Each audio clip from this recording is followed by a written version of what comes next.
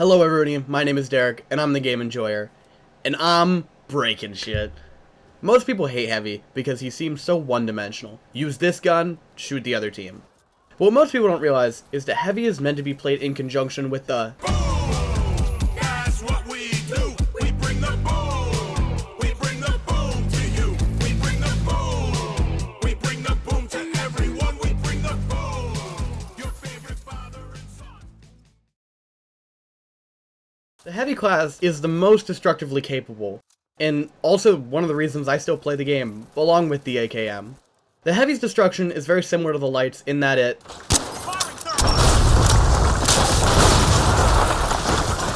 but the Heavy has a very different role in the team, and therefore his abilities change dynamically based on what the team needs.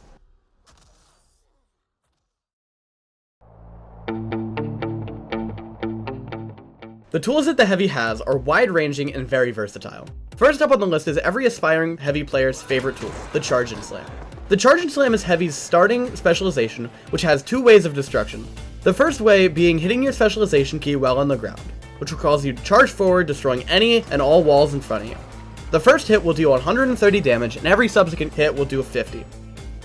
The second way you can deal damage with the Charge and Slam is by hitting your specialization key or jumping during the initial charge to trigger the Slam ability. The Slam ability's damage and knockback varies based on the distance that you fell, but the key thing to know about destruction with it is as soon as you hit the floor, it'll immediately cancel your Slam while breaking that wall. Next up is the Sledgehammer, and the Sledgehammer is every psycho's dream.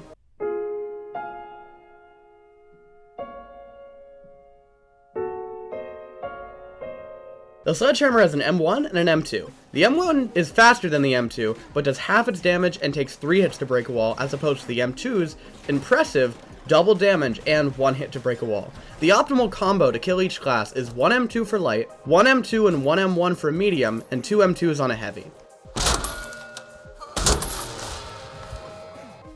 We all love shotguns, but introduced in Season 2 is the KS-23, our favorite destructive powerhouse. The KS-23 shoots at a destructive fire rate, breaking a wall in 3 hits and creating absolute destruction. 2 hits to kill a light, 3 shots to kill a medium, and 4 shots to kill a heavy. On to Heavy's gadgets. One of the first ones is quite possibly the most important in his kit as a Heavy. The RPG-7 has a cooldown of 45 seconds, and just like the stun gun, is required to be reloaded before use. But once reloaded, 1 shot is all it takes to completely destroy a wall and almost kill a light. The C4 is manually placed, and then 1.9 seconds after placement is activated, dealing 155 damage, breaking all walls. If the C4 was not primed, it'll do significantly less damage and not breaking walls. Although you only have 1 C4 to start, you can have 2 out at maximum at once.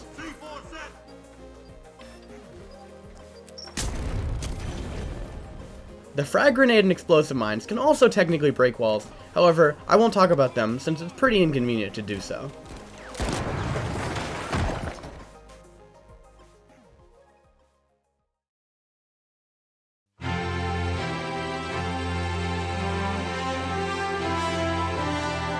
The most important thing that you can do as a Heavy with destruction on offense is known as a site entry, which is just getting yourself into the space you need to be, usually the cash out. I'm using R6 terminology just for simplicity. You can use any of your tools to get above the cash out and drop down onto it.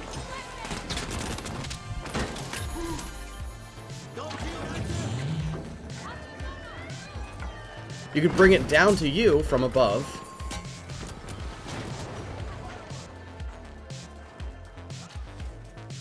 Or you can go in guns blazing from the side and team wipe the enemy team. You can use any of your tools to escape in a very deadly and dangerous situation if you're backed up against the wall. Just remember that enemies can also use the holes you create, so it's best used when either you use a goo grenade to seal it off, or 2 or more teams are there so they'll infight when you leave.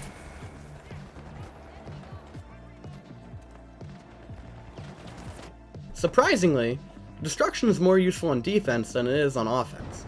On defense, one of the things you'll probably see a lot in higher level play is what I've dubbed the cash drop, which is when you're on the cash out and you drop it down yourself to get out of heat.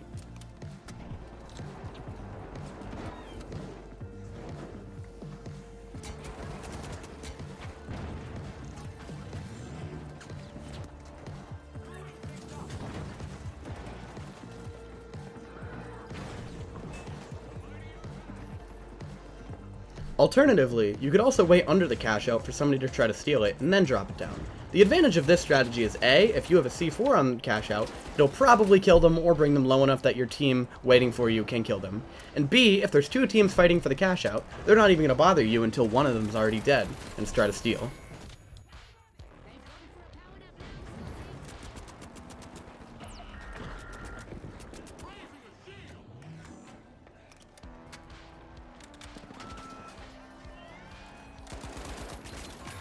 Now, I know I said I wouldn't talk about explosive mines. However, there is one important strategy. If you put both of your explosive mines on the cash out, the moment somebody triggers them, it'll immediately drop the cash out to you.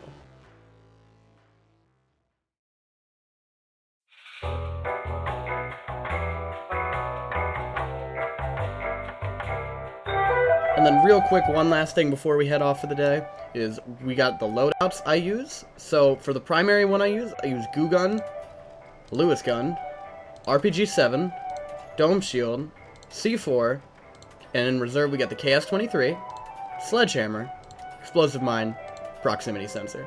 Now, the one thing that sticks out right here is Proximity Sensor. I promise you guys, if you use it in your games, you'll get like 50 more kills on defense. Lewis Gun, it's a pretty standard gun. If you're an M60 guy, go ahead and do it.